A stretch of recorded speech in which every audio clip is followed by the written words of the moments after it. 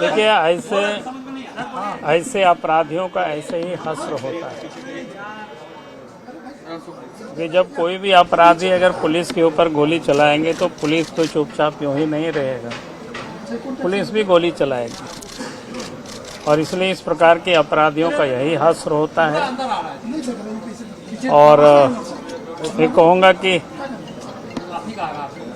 और भी जो जानकारी, क्या डीजीपी ने खुद कहा है कि 3 लोगों की गैंग जेल से संचालित हो रहा है। तो एक तो इनकाउंटर में मारा गया और 2 लोगों की गैंग बचा हुआ है। प्रशासन को देखना चाहिए, पुलिस प्रशासन।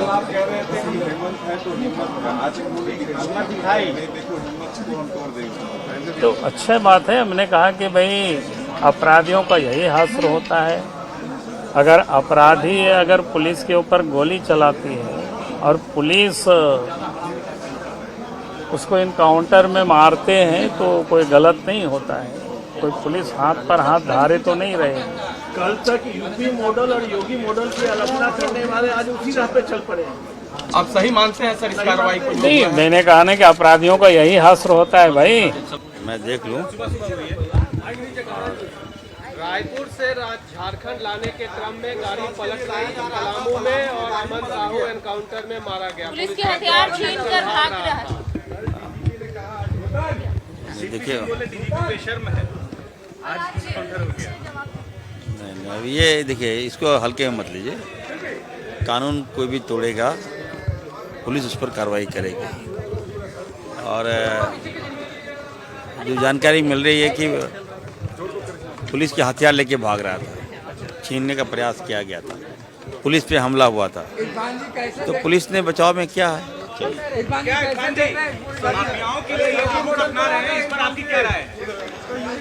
अमित यादव ने कहा है कि माफियाओं को बख्शा नहीं जाए। 0 टॉलरेंस की सरकार है यार। अनौपचारिक तरीके से मुझे भी अभी सूचना मिल रही है कि ये जो अपराधी था उसको एक जेल से दूसरे जेल ले जाया जा रहा था और उसके भागने के क्रम में उसके साथ ये हादसा हुआ है। मगर खैर, अपराधी होता है और अपराधी फरार नहीं हुआ, ये बड़ी बात है।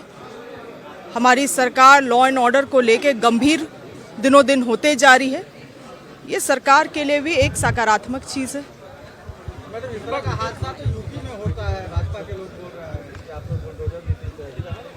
यूपी में किनका सरकार है? यूपी में किनका सरकार है? देखिए, बोल रहे हैं कि यही हश्र होना चाहिए माफियाओं का। बिल्कुल सही बोल रहे हैं। इस बात में तो उनसे हम भी सहमत है। कहने नहीं, देखिए बस वही चीज़ नहीं है। अब जो घटना घटी है, पुलिस ने अपना काम किया है, ये चीज़ हम लोगों को देखना चाहिए। कल डीजीपी ने जिस तरीके से कहा मैडम, और जो देखिए किसी भी अपराधी पे कार्रवाई होना चाहिए। अब वो भाग रहा है, भाग के फरार हो जाता तो भी डीजीपी बदनाम, तो भी सरकार बदनाम।